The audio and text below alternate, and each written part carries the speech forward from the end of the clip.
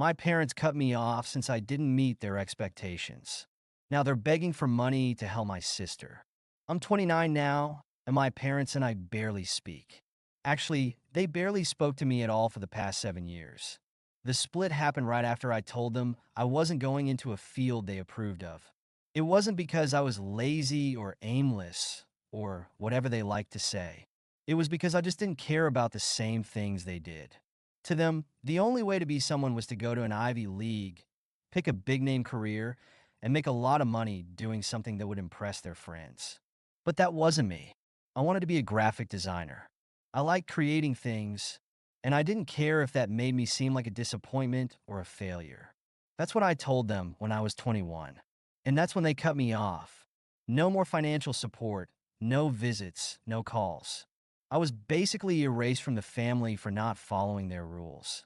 My sister, Sue, was the opposite. She was the poster child for everything my parents wanted.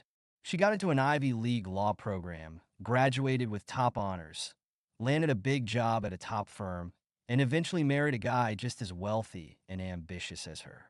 They had a fancy apartment in the city, took luxury vacations, and always had the newest car. Every time she hit a milestone, my parents would make sure everyone knew. Every holiday gathering was about Sue and her achievements. Me? I wasn't even invited to most of them. Meanwhile, I was living a completely different life. After college, I worked a few different gigs, building up experience and trying to scrape together enough for rent and food. I eventually went freelance, took on bigger clients, and started making a name for myself, albeit quietly. I wasn't rich, but I was doing fine, and I was doing it on my own. It wasn't a life of status and wealth, but it was mine, and I was proud of that. For years, I'd reach out to my family here and there, just a text or a call, to say hi or let them know I was doing okay. They'd never respond. I wasn't mad, but it felt like I was a ghost. I stopped trying after a while. If they weren't going to accept me for who I was, I didn't see a point in begging for scraps of attention. Fast forward to earlier this year. Out of nowhere, my mom called me. It was almost shocking to see her name pop up on my phone. For a second, I thought maybe something happened to my dad, but when I picked up, she didn't sound upset. Instead, she was awkwardly cheerful, asking me how I'd been, saying it had been a long time. I didn't really know what to say, so I just listened while she filled me in on family updates that I had no context for. After 5 minutes of small talk, she finally got to the point. Turns out Sue's husband had been involved in some huge financial scandal. Something about a Ponzi scheme or investor fraud. I didn't get the full details because my mom sort of glossed over it. What mattered to her was that Sue's life had completely fallen apart. Her husband's assets were seized. They lost their apartment. And now she was unemployed with nothing but debt and bad press hanging over her head. It was the kind of scandal that had ripped her life out from under her. And now they were calling me because they wanted me to help her get back on her feet. My mom explained that Sue was in a dark place, struggling to move forward, and she thought it would be nice if I could let Sue stay with me for a while until she sorted things out. She just needs a bit of support right now, my mom said, as if the past 7 years hadn't happened. At first, I told her I needed time to think about it, which wasn't the answer she wanted. She got defensive, saying things like family is supposed to help family, and this isn't just about you. I pointed out that family hadn't exactly been their priority when I was struggling, and that maybe they should ask her friends for help instead. My mom didn't like that. She got all tight-lipped, said she was disappointed I couldn't put aside petty grudges, and hung up. But it didn't end there. 2 days later, my dad called, and he went a step further, suggesting that maybe I could offer Sue a job in my field. Now, I'm a freelance designer. I'm not running some big firm that's hiring staff. He made it sound like I owed it to Sue to use my connections to help her rebuild her life. This was all news to me, since they'd never acknowledged that I had any connections until now.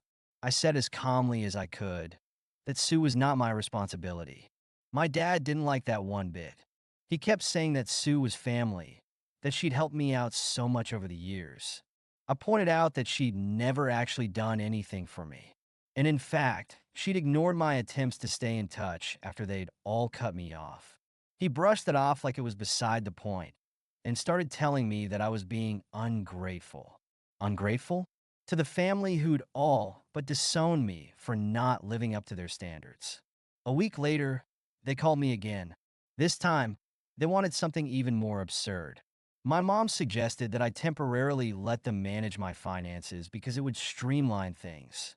She was talking about it like I was a child, and she wanted me to give them access to my bank account so they could redistribute some of my income to help Sue until she got back on her feet. It'll be more efficient, she said, like she was trying to explain simple math to me. I hung up. I didn't respond to the dozen texts that followed. After everything, they thought they could just swoop back in, dictate how I spent my money, and expect me to fund my sister's recovery. Then came the next twist. Out of nowhere, I started getting texts from family friends and mutual acquaintances saying my parents had reached out to them, worried about my sudden change in behavior. They implied I was going through some sort of crisis and that I'd pushed away my family. One of my friends even forwarded me a message where my mom had said she was deeply concerned about the choices I was making. The tone was as if I'd joined a cult or was spiraling out of control. It was such a bizarre, twisted version of reality. All those years of silence. And now they were acting like they were some concerned, loving family that had no idea why their son had turned away from them. After that, I finally decided to cut off contact. I didn't need this drama, and I wasn't about to let them rewrite history. But then Sue herself reached out. She sent me a long, carefully worded email apologizing for everything, saying she'd had no idea I felt this way, that she thought we were still on good terms. She mentioned that she never realized how the distance between us had affected me, like it had all been some misunderstanding. Then she asked if she could stay with me for a little while. I just need a place to catch my breath, she wrote. She made it sound simple, like we could just pick up where we left off, like she hadn't ignored my existence for years. It was surreal. I remembered how, for years, I've been the one reaching out, trying to keep some sort of connection. I'd invited her to my graduation, texted her updates about my life, and tried to keep her in the loop. She'd never once replied. And now, suddenly, I was supposed to open my door and give her a place to catch her breath.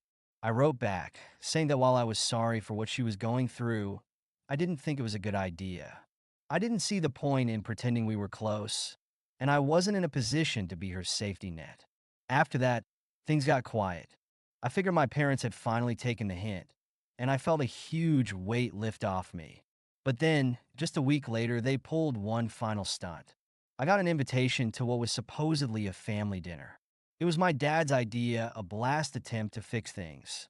For whatever reason, I decided to go. I guess a small part of me thought maybe this time would be different. It wasn't. The second I walked in, I realized it wasn't a dinner. It was an ambush. The entire family was there, and they'd all decided it was time to set me straight. My dad led the charge, saying I'd let them down and that it was time to stop holding grudges. They made me sound like some rebellious teenager who needed to be disciplined. When I tried to explain my side, they all acted like they had no idea what I was talking about. They brushed off every point I made. The years of silence, the fact that they cut me off, the way they'd ignored every milestone in my life. They were rewriting history right in front of me. Sue sat there, looking down at her hands, occasionally glancing up but never saying a word. She had this expression like she was somehow the victim in all this. My mom was on the verge of tears, talking about how heartbroken she was that the family had drifted apart, saying things like, "This isn't what I wanted for us." Then came the kicker. My dad, in his usual calm and authoritative voice, said, "You need to grow up and realize that family means sacrifices." He actually said, "You're not living in the real world if you think you can ignore us and go on with your life." According to him, this whole situation was because I was selfish and living in my own little bubble. I couldn't believe what I was hearing. I'd spent years scraping by, working hard for every dollar, while they sat back and acted like I didn't exist. And now they wanted me to put all of that aside and act like we were one big, happy family? At that point, I'd had enough. I got up, looked right at Sue, and said, "Where were you when I was struggling? When I couldn't even afford to keep the lights on some months? When I reached out to you? just hoping for a text back. Where were you? She looked away, like she didn't want to hear it. Then I turned to my parents. I told them that family might mean sacrifices, but it's a two-way street. I told them that I'd been the only one trying for years to keep us together, and they'd push me away at every turn. I reminded them that they were the ones who cut me off when I didn't fit their mold, that they chose Sue over me every single time, and that they'd ignored every accomplishment I'd made because it didn't live up to their standards. My mom started crying, saying, "We just wanted what was best for you." My dad shook his head and said, "You're making this about you." And Sue finally spoke up, saying, "Can't we just move forward?" As if none of it mattered. I realized right then and there that they weren't going to change. They didn't actually care about me. They cared about what I could do for them. They wanted me back in the family fold, but only if it meant I'd play the part they needed me to play. The backup plan, the fixer, the one they could turn to now that their golden child was in trouble. I told them I was done. For real this time. I said that family is supposed to be there for you through thick and thin, not just when it's convenient. I said that they'd made their choices a long time ago, and now I was making mine. I told Sue that while I was sorry for what she was going through, it wasn't my responsibility to fix her life. And then I walked out. I went home that night and blocked their numbers. I unfollowed them on every social media platform and told the friends who'd been there for me what had happened. They were all supportive, reminding me that I didn't know my family anything after the way they treated me. It's been a few months since that night, and I can honestly say I feel lighter. Cutting ties with them was one of the hardest things I've ever done, but it was also the most freeing. I still think about them sometimes, especially around holidays or when I see other people with their families. But I know that I did everything I could to make things right, and I refuse to be anyone's backup plan. Now I'm living life on my own terms. I'm building a career surrounded by people who actually care about me for who I am, not for what I can do for them. And while part of me will always wish things had been different with my family, I know I made the right choice. I don't know if they'll ever reach out again, and honestly, I don't care. I'm finally done trying to be someone they can accept, and I'm done sacrificing my own happiness to play a part in their lives. This time, I'm putting myself first, and it feels good. Thank you so much for listening to my story. If you have any thoughts, I'd love to hear them, so please leave a comment. Don't forget to like and subscribe if you want more stories like this one.